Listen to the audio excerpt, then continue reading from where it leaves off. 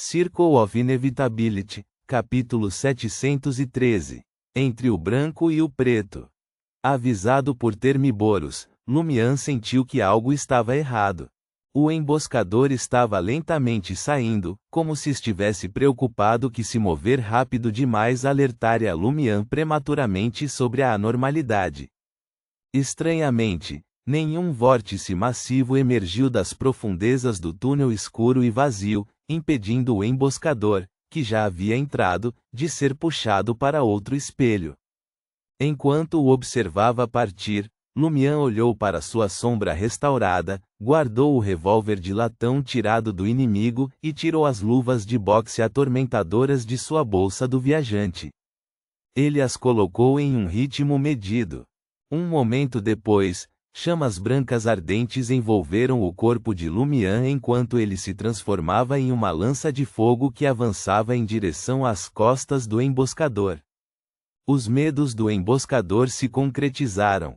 Ele rapidamente evadiu, pronto para se transformar em uma sombra e escapar para as profundezas do túnel escuro com 5 chamarizes. Então ele acionaria a travessia do espelho e fugiria completamente, retornando a um espelho pré-selecionado. Nesse momento, quando as chamas que compunham a lança branca em chamas se dissiparam, Lumian apareceu. A sombra do emboscador ganhou vida, enredando o corpo que não havia se transformado completamente em uma sombra, impedindo-o brevemente de se dividir em 6 formas separadas. Ele foi forçado a permanecer no lugar. Lumian avançou e correu na frente do emboscador aterrorizado. Ele alternou socos, iniciando o tormento. Estrondo. O soco inicial de Lumian aumentou o medo do emboscador, e o alvo se libertou por pouco do emaranhado de sua sombra. Estrondo. O próximo soco de Lumian imediatamente desencadeou o medo já tenso do inimigo. Não foi por acaso. O medo do emboscador claramente excedeu os níveis normais nessa situação. Lumian, com seus olhos preto-prateados, previu o futuro correspondente e explorou essa vulnerabilidade. O medo se desenrolou em sua mente enquanto ele socava. Assim, o primeiro soco piorou a situação, e o segundo aumentou significativamente as probabilidades, desencadeando com sucesso o medo. O emboscador ficou rígido, o coração brevemente cessando devido ao medo detonante. Sua mente ficou em branco, e sangue escorreu de seu nariz. Vendo isso, Lumian tirou a pele de carneiro ritualística de sua bolsa do viajante e jogou-a sobre a cabeça do emboscador. Logo depois, ele falou o encantamento de ativação em Hermes, ovelha. Em meio a um clarão escuro, o emboscador se transformou em uma ovelha com lã branca e cinza clara. Lumian encarou a ovelha assustada com olhos injetados de sangue. Tirando as luvas de boxe e as devolvendo à sua bolsa do viajante, ele sorriu e disse: "Então, você acha que eu vou te soltar por uma arma insignificante?" Lumian então se abaixou, pegou a ovelha dócil e voltou para o espelho no escritório de Moran Avigny, tentando sair. Incapaz de entrar ou sair de espelhos, ele não tinha certeza se conseguiria sair tão facilmente. Se não, utilizaria a marca do espelho e a travessia do mundo espiritual pré-preparadas para ir diretamente para a saída única e permanente do mundo dos espelhos no submundo de Traer. Então ele se teletransportaria para localizar Franca. Isso evitaria quaisquer problemas atrás do espelho. A visão de Lumian desbotou e clareou quando ele emergiu no escritório de Moran Avigny com a ovelha assustada. Ele correu para a janela e a abriu cautelosamente. Com certeza, Franca havia saído das sombras e esperado no pequeno parapeito da janela. Percebendo que a substituição do espelho de Lumian havia quebrado, Franca rapidamente decidiu investigar e verificar se seu parceiro precisava de ajuda. "Você está bem?" Franca sussurrou. "Discutiremos isso mais tarde." Lumian jogou a ovelha para ela. Franca prontamente pegou a ovelha e desapareceu nas sombras com ela. Sem pressa de ir, Lumian calçou luvas e cuidou dos vários rastros que havia deixado para trás. Logo, Franca retornou, usando a estatueta da demônia primordial, seu espelho e a magia negra da demônia para lidar com a parte anti-adivinhação e anti-profecia. Reticências. Em um túnel abandonado perto da entrada permanente do mundo dos espelhos no submundo de Traer. Franca, agora totalmente informada por Lumian, olhou para a ovelha trêmula e disse ansiosamente: como devemos questioná-lo? Devo preparar uma máquina de escrever mecânica como da última vez? Mas ficamos sem soro da verdade. Anthony, sem óculos de aro dourado e novamente em traje de veterano, olhou para a ovelha por alguns segundos antes de responder: vou falar com ele. Devemos sair? Jenna perguntou por cautela. Anthony concordou com um aceno de cabeça. Não me importo que vocês observem, mas ele se sentirá mais à vontade com menos pessoas, o que facilitará a comunicação. Preocupado que nossa presença o assustaria e impactaria o hipnotismo? Lumian girou pensativamente e saiu do túnel escuro selado junto com Franca e Jenna. Logo, a ovelha ficou com Anthony, já não tão assustada e nervosa. Você pode cancelar o feitiço de criação animal, Anthony disse a Lumian, sorrindo. Ele percebe que estamos agindo em seu melhor interesse e deseja ajudar.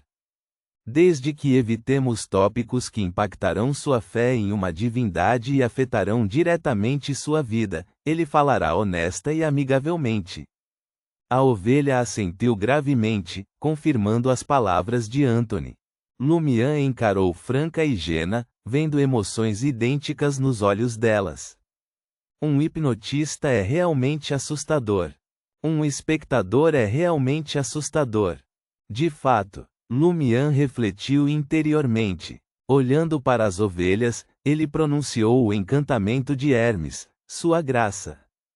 Com um piscar escuro, a pele de carneiro desapareceu automaticamente, e o emboscador se materializou diante de Lumian e dos outros, meio agachado. Guardando a pele de carneiro, Lumian perguntou com um sorriso: qual é seu nome? Jebus Lata, o emboscador respondeu com indiferença, como se estivesse falando com um amigo. Segurando a lâmpada de carboneto, Lumian perguntou calorosamente: você estava protegendo Moran Avigny? Sim, Jebus Lata respondeu francamente, principalmente para me esconder atrás do espelho e observar o lado de fora. Também para evitar contratempos no mundo dos espelhos e garantir que Moran Avigny não seja descoberto e emboscado quando ele o usar para fazer coisas específicas em vários locais. A segurança é bem apertada. Nenhum ponto fraco claro. Franca murmurou, assumindo a liderança na exibição de seu charme de demônia do prazer. Sorrindo, ela perguntou: a qual organização você pertence? Os olhos de Jebus foram atraídos para Franca enquanto ele respondia reflexivamente: a Escola da Verdade. Verdade? Lumian arqueou uma sobrancelha. Jebus não o encarou, o olhar alternando entre as duas demônias. Sim, verdade. Ficando sério, ele se dirigiu a Franca e Jenna em um tom proselitista: qual vocês acreditam ser o pano de fundo deste mundo? Sem esperar pela resposta das demônias, ele continuou: não é branco ou preto. Não é luz ou escuridão. É o cinza entre o branco e o preto, a névoa entre a luz e a escuridão. São sombras, fluxo e caos. Traços do caminho correspondente? Bem versado em misticismo, Lumian mudou de assunto pensativamente.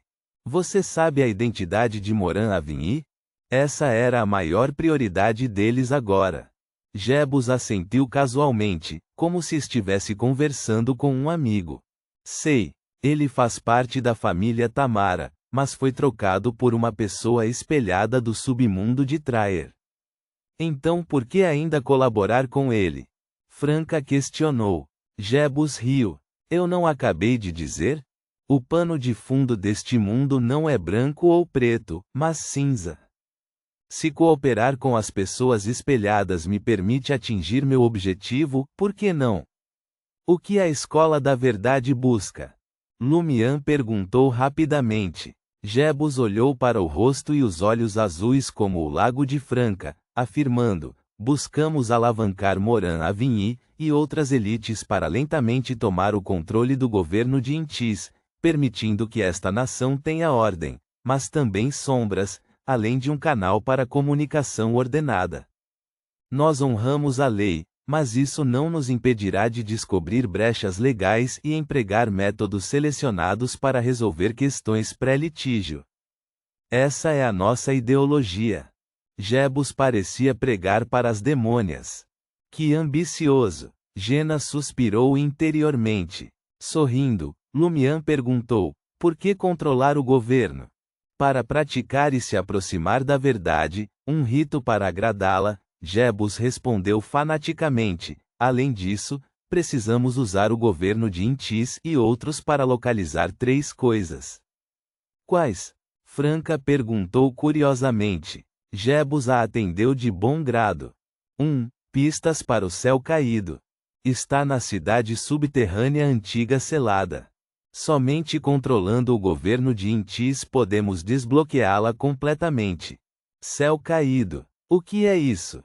Lumian, Franca, Jena e Anthony trocaram olhares, percebendo que nenhum deles tinha ouvido o termo. Jebus continuou. 2. O último mausoléu de Roselle. Mausoléu do imperador Roselle? As pupilas de Lumian se dilataram. Franca perguntou ansiosamente: tem alguma pista? Não sei. Jebus balançou a cabeça honestamente. No mínimo, não tenho nenhuma pista sobre o túmulo de Roselle. Não tenho ideia se os supervisores encontraram alguma coisa. Supervisor. Lumian e os demais memorizaram o título. Jebus olhou de Franca para Jena e depois de volta para Franca. 3. Uma lâmpada. A lâmpada mágica dos desejos. Lâmpada mágica dos desejos? Lumian checou Franca, vendo que a demônia do prazer também parecia sem expressão.